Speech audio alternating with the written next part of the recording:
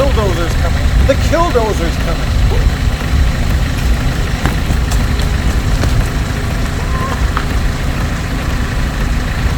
Unlock it.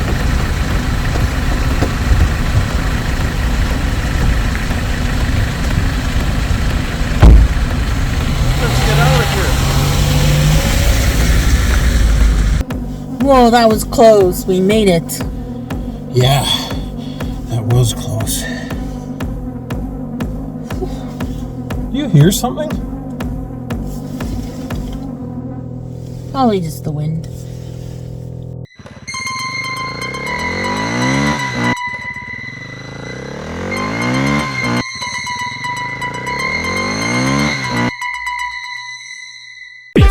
Subscribers, 50 subscribers, 50 subscribers, yeah! Hello and welcome to Random Movie Time. Well, today's episode concludes our special 6-week, 50 subscriber viewer request special series. And this week's special episode is Killdozer, and it was suggested by our friend Russ. So this is a 1974 made-for-TV movie.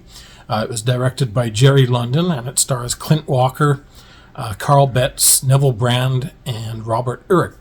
And this tells the story of a group of construction workers who are stranded on a remote island when one of their bulldozers gets possessed by an alien spirit from a crashed meteorite and starts terrorizing them, driving around on its own and running them over one by one.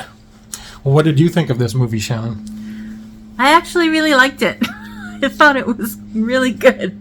It sounds ridiculous. It sounds like one of those, I thought it would be like one of those B movies that's so bad it's good, but it's actually just very well done, and I thought it was scripted very well.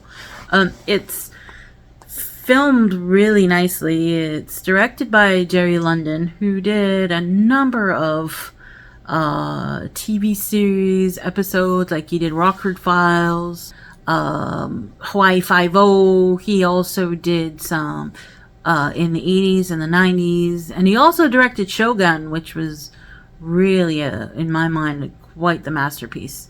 So he was really a really good director.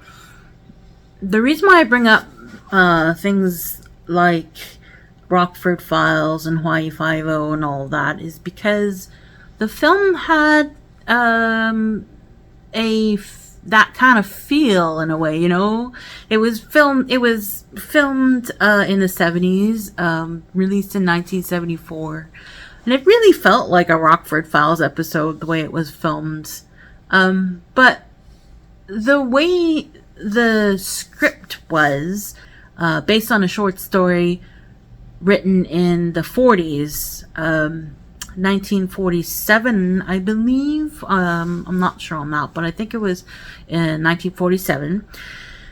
And it really kind of honors that legacy. There's one part where they're in this old World War II bunker, and there's a picture of Veronica Lake, and one of the guys is like, "Oh wow, Veronica Lake, she was a real knockout back then." And a real tomato. And so even though they don't use a lot of 40s slang, there was still that overtone definitely throughout the film. So it was kind of an interesting, and it successfully did it, I think. It meshed kind of like that, you know, suspenseful 70s detective show with the 40s sensibilities. And I thought it was really well done in that way. The acting was quite good. The only weak point, I think, was the actor James Wainwright, who played the best friend of the first fellow who got killed. He is a strange character. I mean, he's a war veteran, so maybe that explains some of its strange behavior. But I think it was a little over the top. I'm not sure if that was because of the directing or the way it was acted, but or the way it was written. But I think he was kind of the weak point of the whole film. And it does sound really crazy. Like the special effects were pretty bad. I mean, for what little special effects there. Well, the beginning part where it starts off with you seeing this meteor falling to Earth from space, and that was really badly done. I think that, I mean, keep in mind that this was at the time of like Star Wars and stuff, so they could have figured something out. But it was made for TV, so maybe they didn't have the budget. Maybe I'm being a little too harsh on that. But I mean, for the rest of it though, I mean, the bulldozer, they did the bulldozer very well. I mean, it just drove around and tried to kill people all over the place, and it was very suspenseful. You're like, oh no, don't die. It makes you jump a bit. Yeah, I mean, it was just very entertaining, no. And another thing I really liked about it was how the characters talk about what's going to happen afterwards, because they are working for this company, construction company, and they're really under the gun to get this project done. And they're like, what are we going to say? Like, nobody's going to believe us that this bulldozer went around and tried to kill everybody. But they talk about it and they acknowledge that they're going to probably lose their jobs and get in trouble after all of this. So, I mean, that's one thing that I found a little unique, because, when you watch a lot of these horror kind of suspenseful / sci-fi kind of movies, they don't really talk about the aftermath if anybody survives. They just kind of go, oh, well, we'll go on with our lives now. And then, but yeah, this was different in that way, and I appreciated that. And the dynamic between the characters really made me, the dynamic felt similar to The Thing, to John Carpenter's The Thing. I felt that it was kind of a similar dynamic in that way. I mean, they're both kind of in isolated places, a bunch of men hanging about, stuck on the island or stuck in Antarctica in The Thing's case, and they have and the supply run doesn't come for, a few weeks or something like that. So they're kind of, it adds to the suspense, and it adds to the tension. And I think that was really well done too. Yeah, I really liked it. I thought it was really good. And if you can find it, I think we saw it on YouTube. So I would recommend it for sure. What about you, Tommy? What do you think? Yeah, I like this movie. It reminded me a little bit of another made-for-TV movie involving a killer truck from the 1970s called Duel, directed by Steven Spielberg. And that was sort of Steven Spielberg's first full-length movie. Right. Had a lot of, like the same tension, the same sort of mystery, like why is this thing attacking us? But,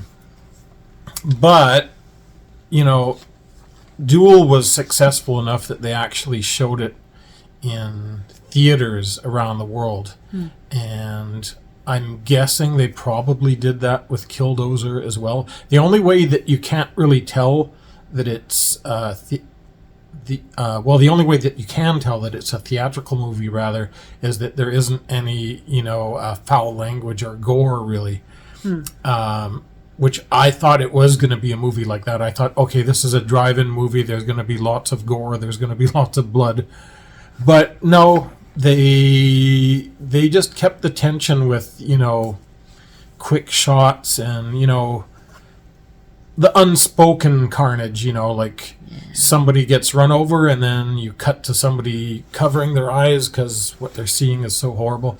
And that's an effective technique too. So it just goes to show that you don't always need all the gore and everything to make a scary movie necessarily.